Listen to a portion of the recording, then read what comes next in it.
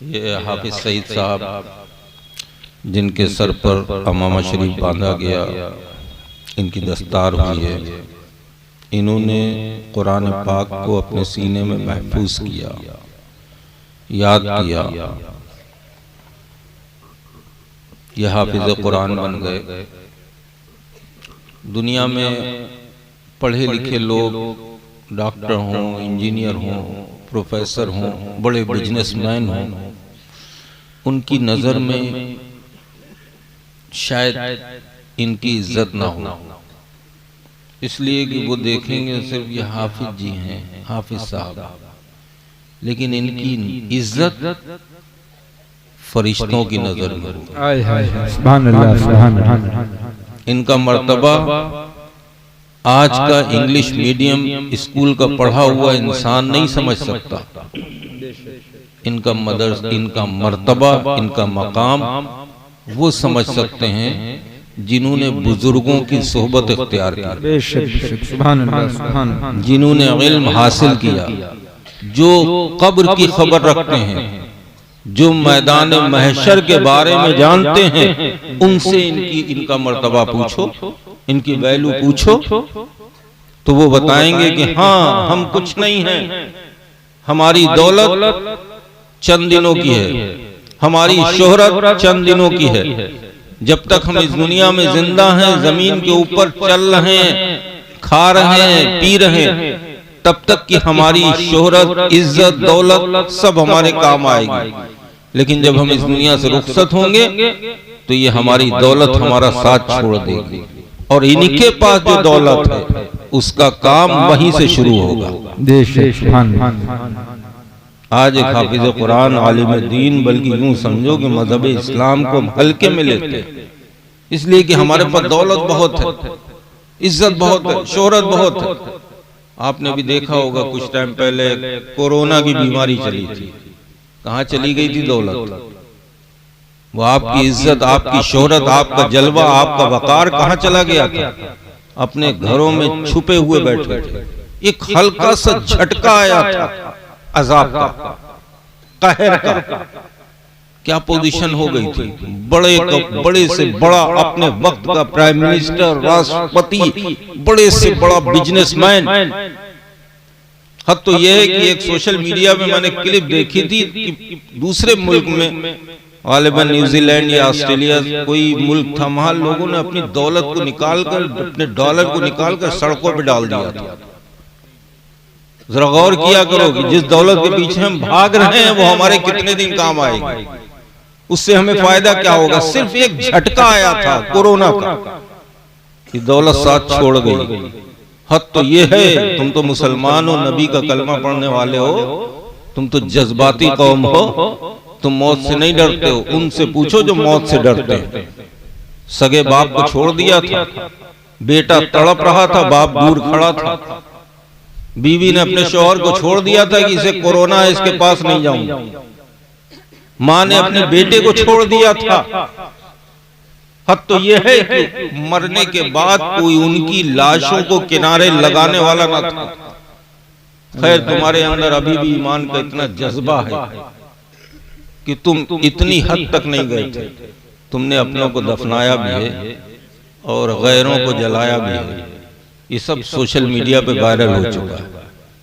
लेकिन मेरे भाई, कहने का मकसद सिर्फ ये है कि आज जब हम पढ़ी लिखी बस्ती में जाते हैं, जब हम ऐसे मोहल्लों में, ऐसे स्टेजों पे जाते हैं जहां पे चंद लोग कुछ दुनियावी तौर पे काबिल, पढ़े लिखे या पैसे वाले होते हैं, वो अपने आप को ऐसा महसूस करते हैं कि जलसे में जितने बैठे हैं सबके सब बेवकूफ हैं।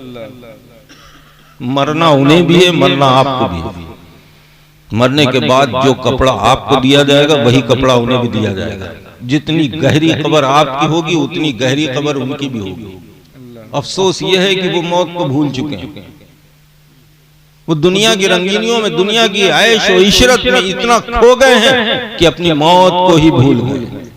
याद रखो मेरे भाई, कभी जाया करो कब्रिस्तान में, देखा करो कि तुमसे पहले के सेठ जी, जिनका एक नाम था, जिनके एक फोन पे एसपी और कलेक्टर डीएम उनके घर पे हाजिर हो जाया करते थे, जब वो बाहर निकलते थे न जाने कितनी गाड़ियां उनके आगे पीछे चला करती थी।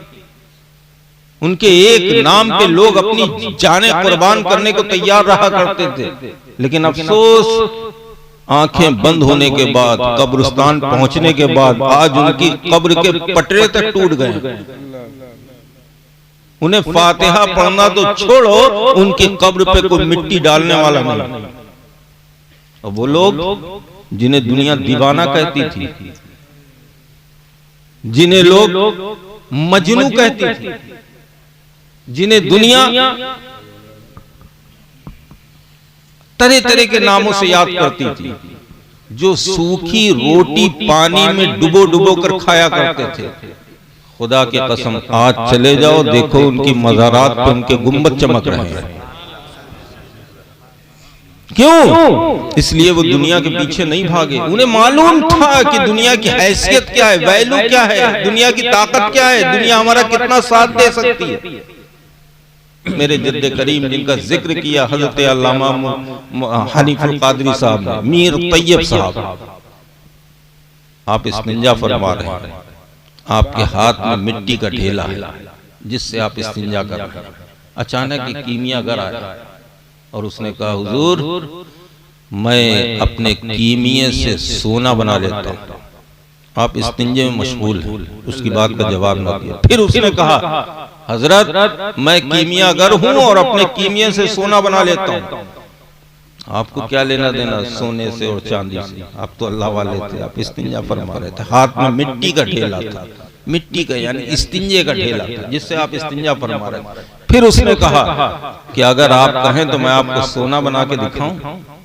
मीर तैयब ने अपनी निगाहों को उठाया और उसकी तरफ डाला, इरशाद फरमाया, जो हाथ में मिट्टी का ढेला था उसकी तरफ फेंका, इरशाद फरमाया, तू कीमिया से सोना बनाएगा, फकीर तू मिट्टी के ढेले से सोना बनाता है। क्या बात है, सुभान अल्लाह। क्या मैसेज दिया, क्या पैगाम दिया? इन अल्लाह वालों ने हमें ये पैगाम दिया कि उनकी नजर में ये डॉलर, ये रुपया, ये सोना चांदी एक इस्तिंजे के ढेले से बढ़ के नहीं। बेशक तभी दुनिया से रुखसत हुए न जाने कितने सैकड़ों साल हो गए, तकरीबन 800 साल से ज्यादा हो गए, लेकिन आज भी मेरे ख्वाजा के दरबार में मेला लगा हुआ है। न जाने कितने जाते हैं और उनकी चौखट को चूमते हैं, उनकी मजार से लगी हुई राख को, मिट्टी को उठाकर अपनी पेशानी में लगाते हैं। औरतें जाती हैं, दामन फैला के दुआ करती हैं, अल्लाह तबारक व तआला उन्हें ख्वाजा गरीब नवाज के सदक़े में औलाद अता करे। बीमार जाता है, शिफायाब होके आता है, परेशान जाता है, ख्वाजा गरीब नवाज की बारगाह में दुआ करता है, उनके वसीले से अल्लाह की बारगाह में दुआ करता है, तो अल्लाह तबारक व तआला अपने महबूब बंदे के सदक़े में उसकी परेशानी को दूर कर दिया। ये जो हाफिज कुरान है, इनकी इज्जत करो, इनकी कदर करो। कब तक इस दुनिया में तुम्हें जमीन के ऊपर चलते फिरते रहना? मेरे भाई, एक ना एक दिन इस दुनिया को खैराबाद कहना। ये हाफिज कुरान, आलिम दीन, जिन्हें तुम हल्के में लेते हो, ये तुम्हारे मस्जिद के इमाम साहब, बज़ाहिर तो इन्हें कोई वैसी शोहरत नहीं है कि इनके पास गाड़ी हो, बंगला हो, इनके पीछे 2-2 4-4 शैडो चलते हो, लेकिन हाँ हैं बड़े पावर वाले, क्या बात हैं बड़े ताकतवर इसलिए कि इनकी पहुंच डायरेक्ट है। आज ये हाफिज कुरान हो गए, आज इन्हें इनके मदरसे ने जन्नत के दरवाजे तक पहुंचा दिया। क्या बात है, सुभान अल्लाह। अभी जन्नत में दाखिला नहीं मिला है और ऐसे सबको मिलता भी नहीं है। न जाने कितने हाफिज आलिम ऐसे होंगे जो जहन्नमियों की सफ में सबसे आगे खड़े होंगे। अल्लाह। सिर्फ ये नहीं कि हमने साहब कुरान को रट लिया है, हिफ्ज कर लिया है तो हम जन्नती हो गए, नहीं। कुरान को हिफ्ज करने के बाद एक शर्त और भी है, आशिक़े रसूल होना जरूरी है। जो आशिक़े रसूल होगा और साथ ही साथ हाफिज कुरान होगा तो वो खुद तो जन्नत में जाएगा ही, कुछ ऐसे लोगों को ले जाएगा जिन पर जहन्नम वाजिब हो चुकी होगी, जिनके लिए जहन्नम जाने का हुक्म हो चुका होगा। ऐसे हाफिज कुरान, ऐसे आलिम दीन ये तुम्हारे दुनिया में भी काम आते हैं। कैसे काम आते हैं? जब तुम दुनिया में आए थे तो इन्हीं हाफिज जी ने तुम्हारे कान में आजान पड़ी थी। जब तुम 1 से 2 हुए तो यही हाफिज साहब तुम्हारे काम आए। जब इस दुनिया से रुखसत हो गए तो तुम्हारा बेटा इंजीनियर, डॉक्टर, प्रोफेसर तुम्हारी नमाज ना पढ़ाएगा बल्कि अपने दोस्तों के साथ दूर खड़ा बातें करता हुआ नजर आएगा। यही हाफिज साहब बुलाए जाएंगे, यही मौलाना बुलाए जाएंगे तुम्हारी नमाज जनाजा पढ़ाने के लिए। तो इन हाफिजों की, उलमा की कदर किया करो, इज्जत किया करो। आज के इस फतन दौर में चारों तरफ से हम पर जुल्म हो रहे हैं। हम नहीं समझ पाए हैं इन मदरसों का मकाम क्या है, इन मदरसों की ताकत क्या है, हम नहीं समझ पाए। लेकिन हमारे दुश्मन बखूबी समझ गए हैं मुसलमानों की कोई अगर सबसे मजबूत ताकत है तो मदरसे। इसीलिए आज हमारे मदारिस पर जुल्म हो रहे हैं, तरह तरह के नए नए कानून पेश किए जा रहे हैं। अफसोस वो समझ गए, हम नहीं समझ पा रहे। आज हमारी जो थोड़ी बहुत पहचान बाकी है कि लगता है कि हाँ हम मुसलमान के बच्चे हैं, हाँ हम मुस्तफा करीम के कलमा पढ़ने वाले उम्मती हैं, तो वो पहचान हमारी इन मदरसों से बाकी। वरना हमारा क्या हाल है, गैरों से हम कहीं पे पीछे हैं। हमारे शादी ब्याह की तकरीबात देख लीजिए, हमारे वहां और जो रस्में होती हैं वो देख लीजिए। गैरों में हम में कोई फर्क नहीं, जैसे गैर है वैसे ही हम हैं। यही नतीजा कि आज दुनिया हमें जलील कर रही है, हकारत और नफरत की नजर से देख रही है। किसे देख रही? हमें देख रही है, आपको देख रही है। खुदा की कसम उस उम्मते रसूल को देख रही है कि जिनकी लोग सदाकत की, जिनकी ईमानदारी की कस्में खाया करते थे। लोग अपनी अमानतें जिनके पास रखा जाते थे, जो ये जानते थे कि ये मुसलमान है, कभी झूठ नहीं बोलेगा, ये मुसलमान है, कभी शराब नहीं पिएगा, ये मुसलमान है, किसी पड़ोसी को या किसी दूसरे को तकलीफ नहीं पहुंचाएगा। आज उन पर जुल्म हो रहे हैं, आज उन्हें सताया जा रहा है। उसकी वजह क्या है? उसकी वजह यही है कि आज हम सिर्फ और सिर्फ नाम के मुसलमान हैं। हमारा पहनावा गैरों की तरह, हमारा चेहरा गैरों की तरह, हमारा खाना पीना उठना बैठना सब गैरों की तरह। कोई चीज हमारे अंदर ऐसी है जो हमारे असलाफ में, हमारे बुजुर्गों में पाई जाती थी, आज हमारे अंदर वो चीज महफूज हो। यही वजह मुसलमानों की हम में और हमसे पहले वालों में बहुत फर्क है। वो जिस गली से गुजर जाते, जिन पर अपनी निगाह डाल देते, वो कलमा पढ़ के मुसलमान हो जाते। इसलिए कि उनकी जबानों में तासीर थी। आज हमारा क्या हाल है?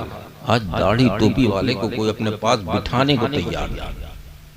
कितना फर्क है इसी हिंदुस्तान में। तारीख के औराक को पलटो, देखो कि आज जो हर बस्ती में, हर गांव में, हर जिले में, हर शहर में मस्जिदों के मीनारों से आजानों की आवाजें बुलंद हो रही हैं। आज से पहले क्या इतनी मसाजिद थी? नहीं, ये हमारे बुजुर्गों का किरदार था। हजरत ख्वाजा गरीब नवाज, अल्लाह अकबर। हजरत ख्वाजा गरीब नवाज से पहले न जाने कितनी बार हिंदुस्तान पर आक्रमण हुआ, हमले हुए, फतेह करने की कोशिश की गई। यही शहाबुद्दीन गौरी जब हिंदुस्तान से शिकस्त खा के वापस जा रहा था, इसकी मुलाकात अफगानिस्तान में हजरत ख्वाजा मोइनुद्दीन चिश्ती हसन संजरी से हुई थी। देखा चंद खुद्दाम के साथ एक अल्लाह का नेक बंदा तशरीफ ला रहा, चेहरा चमक रहा है, चेहरे से नूर टपक रहा है। अपने घोड़े से उतरा, करीब आया, अर्ज की कि हुजूर खैरियत तो है, कहाँ तशरीफ ले जा रहे हैं?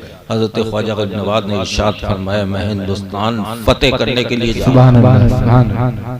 हंसा, मजाक उड़ाया और कहा कि आप इन लोगों के साथ हिंदुस्तान को फतेह करने जा रहे हैं। मैंने एक नहीं कई बार कोशिश की और आप मेरे साथ देख रहे हैं, 1 लाख की फौज है मेरे साथ और मैं हिंदुस्तान से शिकस्त खा के वापस जा रहा हूं। और आप ये 4-6-8 लोगों के साथ निहत्ते, न कोई तलवार है, न कोई नेजा, न कोई भाला, जा रहे हिंदुस्तान को फतेह करेंगे। क्यों मजाक कर रहे हैं? हजरत ख्वाजा गरीब नवाज ने जो जवाब दिया था, सुन्नी सय्युल अकीदा मुसलमानों कुर्बान हो जाओ। मेरे ख्वाजा ने इरशाद फरमाया, तू हिंदुस्तान को फतेह करने ये 1 लाख सिपाहियों के भरोसे गया था और ये फकीर अल्लाह और उसके रसूल हिंदुस्तान के भरोसे हिंदुस्तान को फतेह करने जा रहे। चुनांचे तशरीफ लाए, रब की वहदानियत, मुस्तफ़ा करीम की रिसालत का ऐलान किया, अपना किरदार पेश किया। तो एक नहीं, दो नहीं, तीन नहीं, कई तारीखों में आया है कि 90 लाख को कलमा पढ़ा के मुसलमान किया। आज हमारा क्या हाल, हम दीन से दूर हैं, दुनिया से भी दूर हैं। दुनिया में कौन हम आगे हैं, सबसे पीछे जा रहे हैं, पस्ती की तरफ जा रहे हैं। न दीन ही मिला न दुनिया ही मिली। अभी भी वक्त है, अपने आप को पहचानो। ये महफिलें जो आप देख रहे हैं, जो इंतजाम किया गया, उलमा को बुलाया गया, ये लाइटिंग का इंतजाम, स्टेज, चेयर, आपके लिए कुर्सी डाली गई, माइक, लाउड स्पीकर, इसकी वजह क्या है? क्या जरूरत पड़ गई इन सब चीजों के करने की? जिन्होंने इस महफिल पाक को सजाने के लिए इंतजाम किया, मेहनतें की, न जाने कहां कहां पोस्टर चिपकाए होंगे, न जाने कैसे इस महफिल को सजाया है, कितनी मेहनत की। हो सकता है लोगों के दरवाजे गए हों कि भाई महफिल कर रहे हैं, आप लोग भी मदद कीजिए। उसके पीछे मकसद क्या? उसके पीछे मकसद ये है कि आज हमारे मुआशरे में बिखराव पैदा हो गया, आज हमारे मुआशरे में जहालत पैदा हो गई। ये बड़े बूढ़े बच्चे तो मदरसे में जा सकते हैं, इन्हें तो वहां से नसीहत मिल सकती है। ये जवान, नौजवान, ये बूढ़े कहां जाएंगे? तो इनकी इस्लाह के लिए इस महफिल पाक को सजाया गया। आपने सुना हजरत अल्लामा हनीफुल कादरी साहब ने जो बयान किया, सिर्फ इसे एक तकरीर समझ के एक कान से सुन के दूसरे कान से मत निकाल देना भाई। अगर तुमने इनकी तकरीर को सुन के और यहीं पे छोड़ दिया, खाली हाथ वापस चले गए, तो ये तुम्हारा जलसा कराना बेमकसद बेमाना हो जाएगा। ये मत समझ लेना कि भीड़ बहुत थी तो जलसा कामयाब हो गया। ये मत समझ लेना कि नातखानी बहुत अच्छी हुई तो जलसा कामयाब हो गया। ये मत समझ लेना कि पीर साहब के आ जाने से जलसा कामयाब हो गया। जलसा तुम्हारा जब ही कामयाब होगा जो हजरत ने तुम्हें नसीहत की है उस पर अमल करोगे, तब जलसा कामयाब होगा। नमाज के बारे में बताया आपको। हाँ, अगर आपकी मस्जिद में, पड़ोस की मस्जिद में फज्र की नमाज में मिसाल के तौर पे 20 नमाजी हुआ करते थे कल तक, लेकिन आज के बाद अगर 20 से 22 या 25 हो जाए तो समझ लेना कि हमने जो जलसा कराया था वो कामयाब हो गया। बेशक, सुभान अल्लाह। कोई ऐसा शख्स हो जो बात बात में झूठ बोल देता हो, आज इस महफिल पाक में बैठ के उसने करबला वालों का जिक्र सुना, खातून जन्नत का जिक्र सुना। खुदा की कसम, अगर बैठे बैठे उसने दिल में अहद कर लिया, अपने रब से ये वादा कर लिया कि आज मैं तौबा करता हूँ, आज के बाद झूठ नहीं बोलूंगा, आपका जलसा कामयाब है। कोई ऐसा भी होगा, मुझे तो नहीं लगता कि ऐसा कोई हो, फिर भी खैर, इसलिए कि मुसलमानों की महफिल है। मेरे आका मुस्तफ़ा करीम ने फरमाया कि शराब मुसलमान के लिए हराम है। शायद कोई आ गया हो भटका हुआ जो कभी कभार शराब की भट्टी पे चला जाता, शर्म आती है ऐसे लोगों को। वह आज इस महफिल में बैठकर अपने रब को हाजिर और नाजिर जान के दिल ही दिल में यह अहद कर ले कि आज के बाद मैं शराब जैसी हराम चीज को हाथ नहीं लगाऊंगा। खुदा की कसम, आपका जलसा कबूल भी हो जाएगा, मकबूल भी हो जाएगा और आपकी बख्शिश नजात का जरिया भी बन जाएगा। तो जरूरत है जो बयान किया गया उस पर अमल की, इसलिए कि बहुत हमने जलसे सुन लिए, बहुत नारे लगा लिए। सुन्नियों के जलसों से ज्यादा नारे और कहां लगते होंगे। हमारे जलसे अब सिर्फ नारों तक सिमट के रह गए और हर रोज एक नया नारा पैदा होता है। मेरे भाइयों, ये नारे जलसों में लगाने के लिए नहीं, नारे लगाओ मस्जिदों में पहुंच के लगाओ कि लब्बैक लब्बैक अल्लाहुम्मा लब्बैक। ये सिर्फ मस्जिदों में बैठ के नारे लगाने से काम नहीं चलता। मस्जिद में हाजिर हो, अल्लाह की बारगाह में हाजिर हो, फिर कहो कि लब्बैक लब्बैक लब्बैक अल्लाहुम्मा लब्बैक। जरूरत है अमल की, जरूरत है अमल की। जरूरत है अमल की। हजरत अली शेर खुदा रज़ी अल्लाह ताला अन्हु एक कब्रिस्तान से गुजरे, अपने रब की बारगाह में अरीज़ा पेश किया, परवरदिगारा मैं किसी मुर्दे से बात करना चाहता। अल्लाह दुआ कबूल की। कब्र से आवाज आई, सलाम किया, शेर खुदा ने जवाब दिया। हजरत अली ने इरशाद फरमाया, कहो कब्र में लेटे हुए मुर्दे कैसी गुजर रही है। तो कब्र से आवाज आई कि कब्र का हाल तो अल्लाह और मुर्दा ही जान सकता है। खैर शेर खुदा ये फरमाएं कि मेरे घर के हालात कैसे हैं। वो बीवी जो मुझसे दुनिया में बेपनाह मोहब्बत किया करती थी, मेरी बीवी के क्या हाल है। शेर खुदा ने इरशाद फरमाया, वो बीवी जिसकी खातिर तो गैरों से लड़ जाया करता था, जैसे ही तेरा इंतकाल हुआ तेरी बीवी ने इद्दत पूरी होने के बाद दूसरी शादी कर ली। अब वो दूसरे शौहर के साथ मस्त है, मगन है, खुश है। मुर्दे ने पूछा कि अय अली शेर खुदा, मेरे बेटों की क्या हाल है, मेरे बेटे खुश तो हैं, खैरियत से तो हैं। हजरत अली ने इरशाद फरमाया, जिन बेटों के लिए तूने हराम को हराम न जाना, हलाल को हलाल न जाना, दिनों रात मेहनत करके दौलत इकट्ठा की, असासा तैयार किया, तेरी उसी दौलत की खातिर तेरे बेटे आपस में लड़ गए। हद तो यह है कि अब एक भाई दूसरे भाई का चेहरा तक देखना गवारा नहीं करता। यह हाल है जिस दौलत के पीछे हम भागते हैं, जिस दौलत को हासिल करने के लिए हम नमाजों को छोड़ दिया करते हैं। वो दौलत जब तक हम दुनिया में हैं, हमारी आंखें खुली हैं, तब तक तो हमारे काम आती है। लेकिन जैसे ही हमारी आंखें बंद होती हैं, हमें दुनिया से रुखसत होते, तख्ते गुस्ल पर सीधे सीधे लिटा दिए जाते हैं। हाल क्या होता है, हमारे जिस्म पे जो कपड़े हैं ना, लोग कैंची से काट काट के उतारते हैं। कब्र की खौफनाक अंधेरी कोठरी, आज जरा सा लाइट चली जाती है, अंधेरा हो जाता, वहशत होने लगती है। लेकिन गौर किया करो, उसी अंधेरी कोठरी में तुम्हें हमेशा रहना है जब तक कि सूर न फूंका जाए।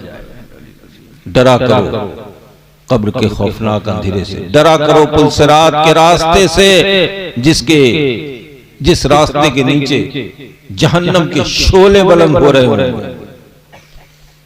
उस रास्ते से तुम्हें हमें सबको गुजरना। डरा करो मैदान महशर से, अपने रब के खौफ में रातों को उठ उठ कर रोया करो, अपने गुनाहों से तौबा इस्तगफार किया करो, इसलिए कि एक न एक दिन हमें और आपको सबको कब्र में जाना है, फिर उसके बाद मैदान महशर में जाना है, आका मुस्तफा करीम के सामने हाजिर होना। तो हमारे अमाल ऐसे हों कि हमें शर्मिंदगी का सामना न करना पड़े। हमारे चेहरों पर दाढ़ियां होना चाहिए, हमारे सरों पर टोपियां होना चाहिए, हमारी जबानों पे कुरान के तराने होना चाहिए। हम अपने माँ बाप के खिदमत गुजार बन जाएं, हम अपने उलमा के सोहबत याफ्ता बन जाएं, हम कुरान के कारी बन जाएं, मस्जिदों के नमाजी बन जाएं। मेरा ये मानना है खुद का कि हमें फिर किसी से दुआ कराने की जरूरत नहीं पड़ेगी। क्या बात, सुभान अल्लाह। हम नमाज के बाद जब अपने हाथों को उठाएंगे और अपने रब की बारगाह में अरीजा पेश करेंगे तो अल्लाह हमारी दुआ को कबूल कर लेगा। बस आपसे इतना ही कहना चाहूंगा, अर्ज करूंगा, मेरे भाई नमाजों के पाबंद बनो, अपने माँ बाप की खिदमत करो, अपने पड़ोसियों का ख्याल रखो। ये जो उलमा हुफ्फाज नजर आ रहे हैं, इनकी इज्जत किया करो, कदर किया करो, और सुन्नी सहीउल अकीदा मसलके आला हजरत का सच्चा सिपाही होने का सबूत पेश करो, खड़े होकर सलातो सलाम पढ़ो।